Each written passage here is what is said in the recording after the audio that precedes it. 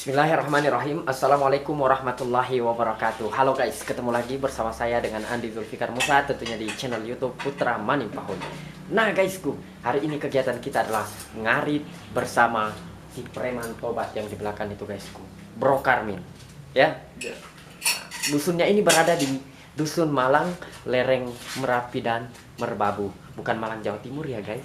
Oke, nah guysku, sebelum kita ngarit, kita mau makan dulu. Saya sudah dimasakin tuh. Makanya jangan bosan-bosan ya, tunggu kita setelah makan. Oke? Oke guysku. Nah, gimana bajunya guys? Ini udah kayak mau jagong nih guys. Nah tuh, lihat guys ya. Tempat apa nih namanya guys? Penyimpangan motornya tuh, jalanannya guys. Ke atas tuh. Terus dari bawah tadi. Guys, kelihatan nggak jalannya? Ngeri pak. Oke guys, langsung saja ya. Kita ke atas dulu, kita ngarit.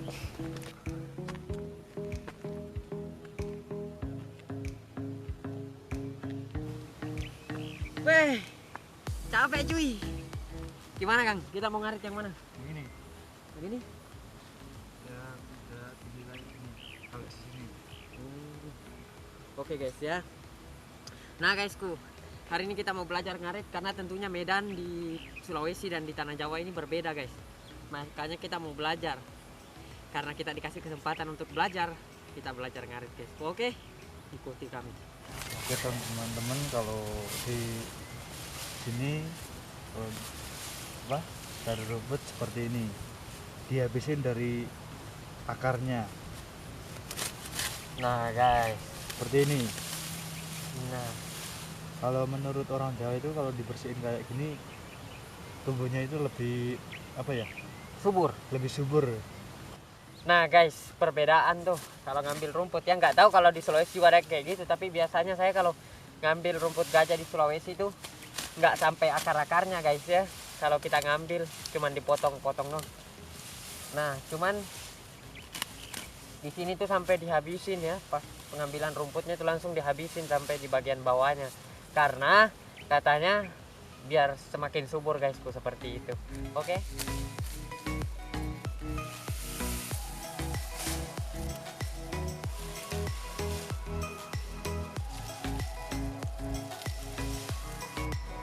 Guys, sekarang saya lagi yang ngarit guys ya.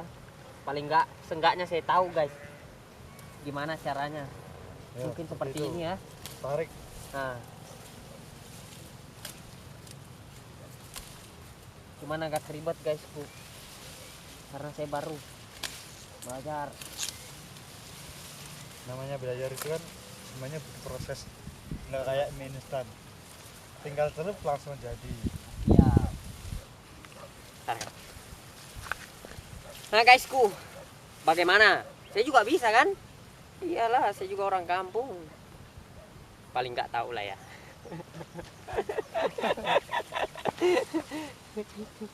Nah, setelah itu guys, saya itu mau belajar gimana cara mengikat guys. Tapi ini belum cukup kayaknya. Masih pengen ditambah kan?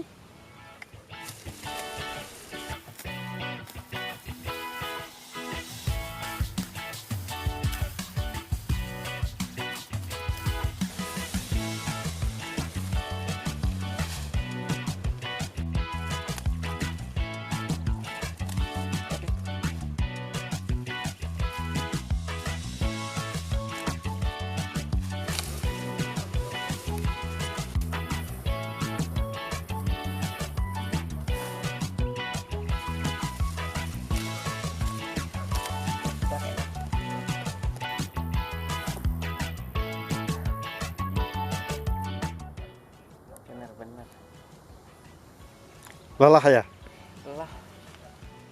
Nah guysku, saya sudah ngambil sekian banyak, tapi masalahnya saya nggak tahu ngikatnya guys. Jadi kita belajar ngikat nih. Gimana Kang caranya ini ngikat? Ambil segini, nggak usah banyak-banyak. Kiranya tangan dua itu cekap Kayak segini ya. ya. Nah, terus Dikasih kayak gini ya, ambil ini. ya. Ngambil di sini apa di? Sama aja sih, Sama aja.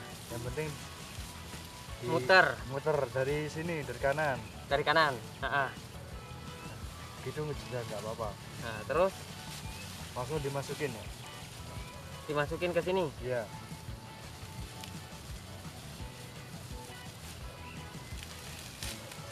Sebenarnya kayak gitu terbalik sebenarnya. Terbalik ya. Iya.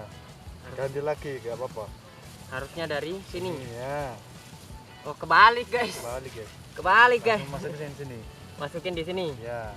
Aduh. Lepas dia. Nah. Iya kan? Nah, lumayan bagus toh ngikatnya. Kuat guysku. Tanah Jawa.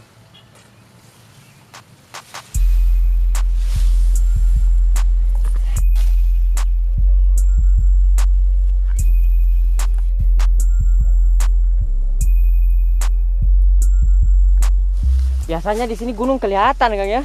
Iya. Tapi karena cuaca sangat Memburuk. ya, kita Nah, guysku, kalau mau tahu di sana itu sebenarnya Gunung Merapi ya. iya. Terus di sana itu ada Gunung Sumbing sama apa lagi Kang satu? Lupa aku. Gunung Sumbing sama Sindoro. Ya. Nah, terus bagian atas tuh Yang Gunung kita Merbabu, injak guys. Merbabu. Nah, itu Merbabu, guysku ya. Nanti kita ajak kalian jalan-jalan ke atas. Makanya jangan bosan-bosan ya. Ikuti terus channel YouTube Putra Manimpahui, dan jangan lupa bila kalian suka dengan konten-konten seperti ini, silahkan tekan tombol like, komen juga di bawah ini, dan subscribe. Oke?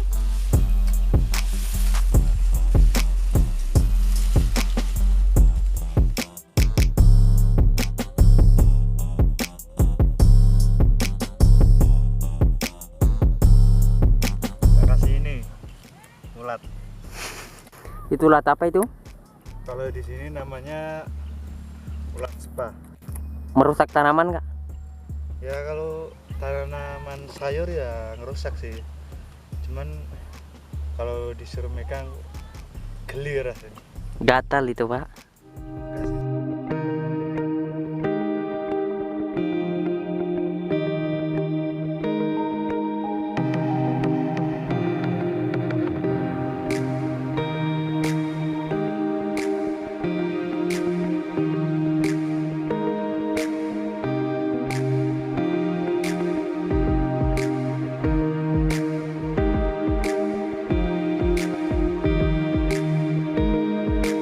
Ini mau dipanen semua. Mau dipanen semua Apanya? rumput gajahnya. Iya. Capek ya? Nah, Habis ngarit? Lumayan capek banget, guys. Capek banget. Ngarit itu bukan hal yang main-main sebenarnya, guys. Nah, sambil istirahat kita mau tanya-tanya nih, bro. Saya punya 2 pertanyaan. Ya. Karena kan ini udah jadi preman tobat ya sekarang. Udah tobat. Sekalipun ibadah kita belum sesempurna yang diharapkan oleh zat yang sudah menciptakan kita, namun kita sudah berusaha ya untuk berhenti dari masa-masa kelam. Nah, kayak gini, bro. Saya mau tanya, ada 2 pertanyaan nih.